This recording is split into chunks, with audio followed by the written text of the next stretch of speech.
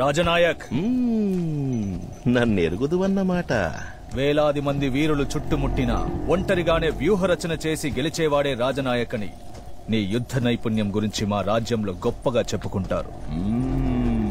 ఈ రోజే ఎదురుగా చూస్తున్నాను. సూర్యునకు దివిటి అవసరము లేదు. ఇంత తెలిసిన నీవు నేనున్న రాజ్యములో నా మహారాజు కూతురితో ఇట్టి కృత్యమునకు పాల్పడుటకు నీకెంత ధైర్యముండవలెను? రాజనాయక్, నీవు అపహరించబడలేదు అనుచున్నావు, అంతేగా? అపహరించబడినచో నీవు ముందు ఉండి వీనిపిడి నీ మీద ఉండును. కానీ నీవు వెనక ఉండి నీ పిడి వీని మీద ఉన్నప్పుడే అర్థమైనది నీవు అపహరించబడలేదు, ఆకర్షించబడినావని. ఒకే గురువు వద్ద ఖడ్గ విద్య నేర్చుకునేటప్పుడు శిక్షణ బదులు సరసం. శత్రురాజా యువరాజు కాబట్టి జనకునిపై కుమార్తెకు ఆగ్రహం కనుక ఆవిష్కరించబడినది ప్రేమ నాటకం.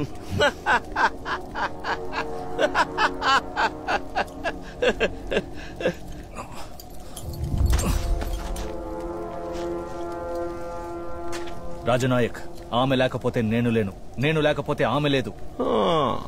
దయచేసి దారి వదులు. నేనొచ్చినది మహారాజు కుమార్తె కొరకే అయ్యుంటే సంతోషముగా సాగనంపేవాణ్ణి. కానీ నేనొచ్చినది నా కాబోయే భార్య రత్తు కొరకు. రాజనాయక్, మన కోపతాపములకు ఇది సమయము కాదు. రాజనాయక్, నీవు మగాడివేగా? రాజనాయక్ కాదా?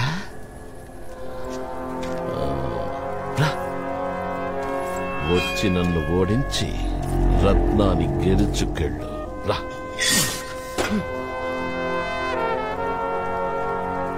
వద్దు అర్జున. వారిని వద్దని వారించి నా మగతనాన్ని పెంచుతున్నావా ప్రియమైన రత్తు? సరే, నీ కొరకు ప్రత్యేక రాయితీ. నాకీ ఖడ్గం అవసరం లేదు.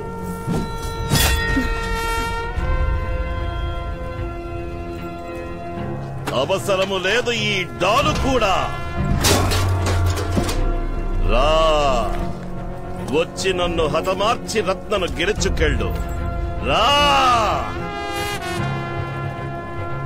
ఈ మంచి తరుణము మించిపోవును. ప్రత్యేక సౌలభ్యము కొద్ది క్షణాలు మాత్రమే. రా.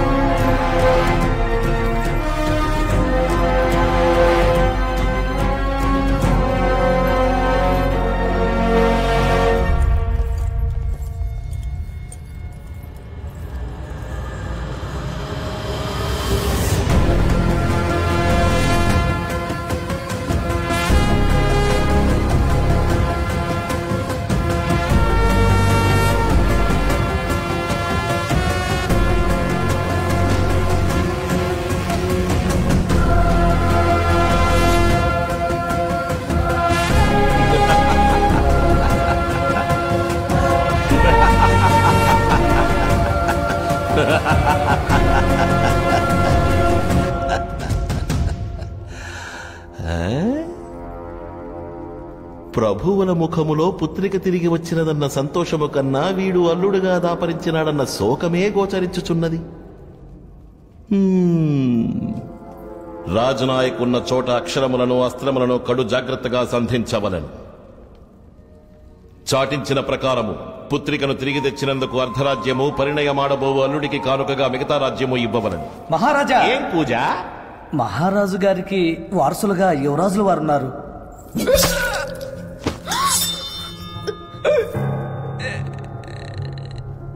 ఉన్నారు కాదు, ఉండేవారు.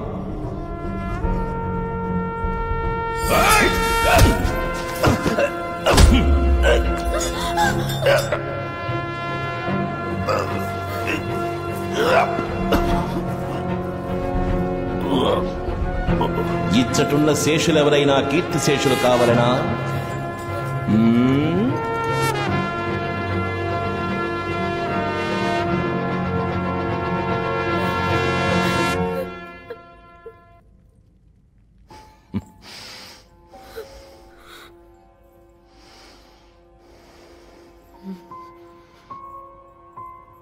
ఎవరక్కడ? తీనుగుల నేరి పారేసి పరిణయానికి పట్టాభిషేకానికి సిద్ధం చెయ్యండి. ముస్తాబై వస్తాడు కొత్త పెళ్లి కొడుకు.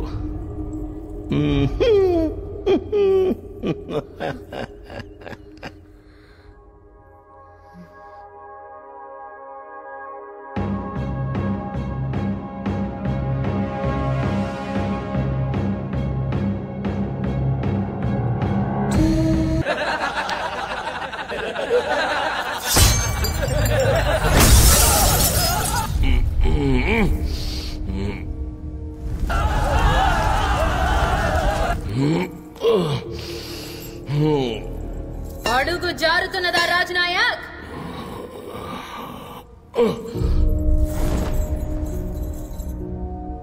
ఇది నీవు నాకు నేర్పిన విద్యగా?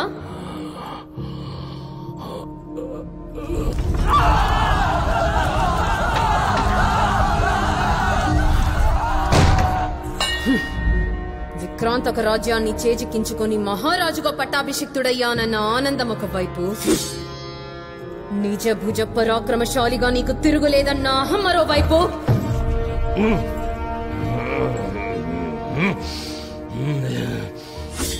నా జనకుని సోదరుని సఖుని అడ్డు తొలగించుకున్నానన్న సంతృప్తి ఇంకోవైపు.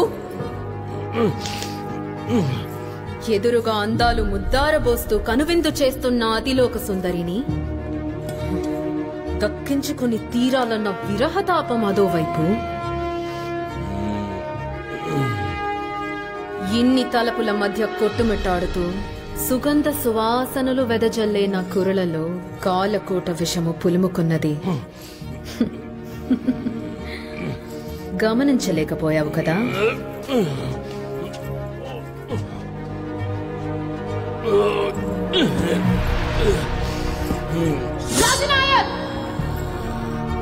ఈ జన్మలోనే కాదు, ఎన్ని జన్మలెత్తినా నిన్ను మట్టు పెట్టేది నేనే.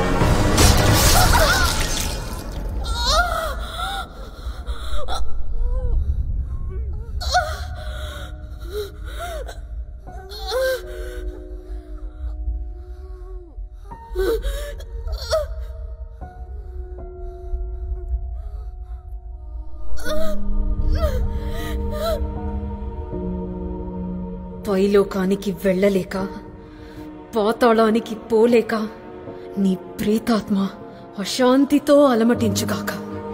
ఇది మా రాజవంశ కులదేవత ఆ మహాదేవి మీద ఆన.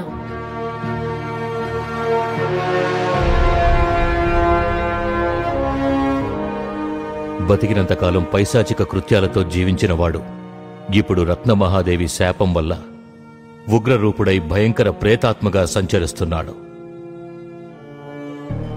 రాజ్యం చిన్నాభిన్నమైంది. రత్నమహాదేవి అంతఃపురంలో రాజనాయకు, అగ్నికి ఆహుతైన అతని అనుచర దళపతుల ప్రేతాత్మలు అర్ధరాత్రి రాజదర్బారు నిర్వహించేవారు.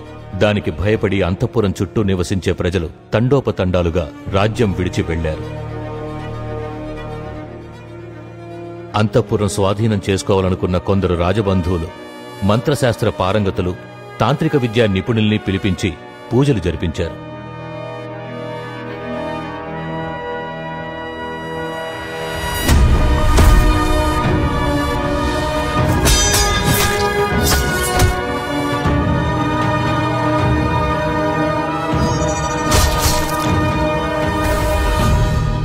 రాజనాయకు తగిలిన శాపం బ్రహ్మహత్యా పాతకం కన్నా బలీయమైనది.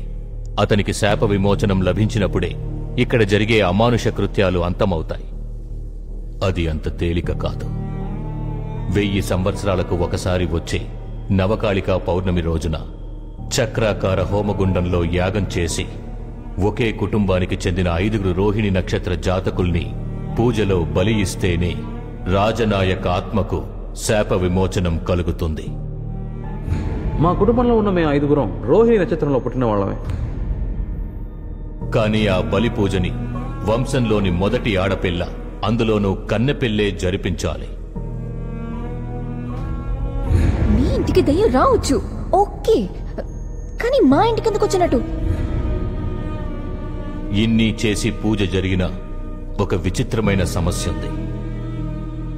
ఈ బలిపూజ ద్వారా శాప విమోచనం కలిగి విడుదలయ్యే రాజనాయక ఆత్మ తనలోని ఉగ్రశక్తిని ఎలా ప్రయోగించబోతోందో అతని ఆత్మ తప్ప వేరెవరూ గణింపలేరు. వేరే మార్గమే లేదా? రాజధానిని వేరే చోటుకు మార్చి రాజ్యాన్ని ఏలుకోండి.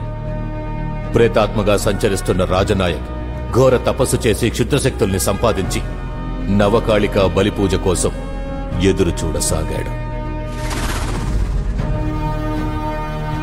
కాబోవు కార్యము 4 గోడల మధ్య 3 దినములలో రాబోవు నవకాళికా పౌర్ణమి నాడు జరగవలెను.